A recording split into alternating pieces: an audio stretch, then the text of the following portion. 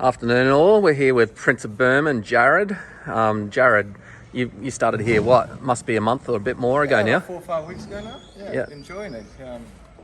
Rob's got a good little team underneath him, and then I've fitted right in, and everyone's really good. You know, the routine works pretty well, and I didn't have to do too many things or change anything.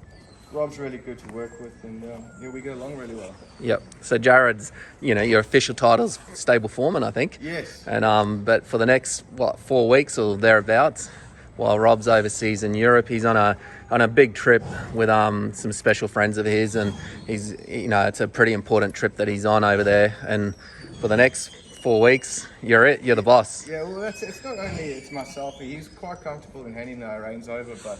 Like I said, he's got such a good team underneath him that he knows that it's going to work well. It's my job is just to make sure you guys are well fed with information, as he's very critical on his reports to owners, and I agree with that. So I'll do my best in keeping you guys updated, and we'll go from there.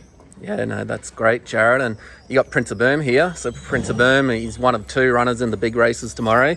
You've got no pressure. You've just got a Group 1 and a Group 2 runner on your first weekend without Rob at the helm. But what do you think of Prince of Boom's Well, it's ironic, isn't it? He goes race away tomorrow? And we finally draw a barrier. But, there you go. no, look, one of the most open Stradbrokes I've seen in a long time. And you could do your head in trying to do the form in the race, but all we could do is worry about our horse. And his lead-up work going to the Stradbroke tomorrow has been fantastic. Justin is actually a critical part of his preparation, who rides him.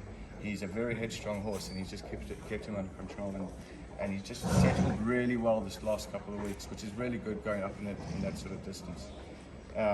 His gallop on Tuesday was fantastic on the course proper, and look, there's worse 40-1 shots than him, and a big fella like him, if he gets a couple of cheap sectionals in that race, you never know what could happen. He could be winning the Stradbroke.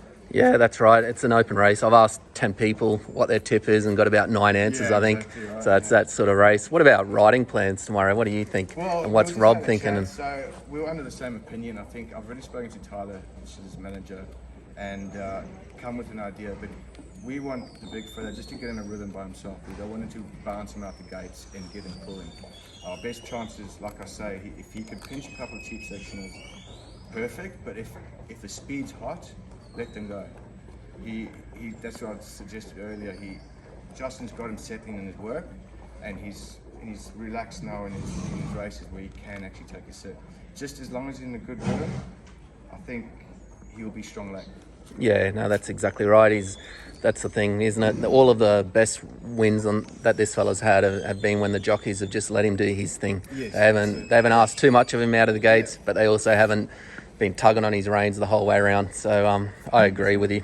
Thanks, everyone. I just wanted to introduce you all properly to Jared. You're going to be hearing a lot from Jared over the next, forever really, but certainly a lot in the next few weeks. And most importantly, wanted to wish everyone the very best tomorrow. It's a big race. It's awesome to have a runner at a big race. It's nice to go in without the pressure or huge expectations, but at the same time, if he gets a nice ride, a little bit of luck, and he runs a strong 1400, you just never know. Exactly right. No, I agree.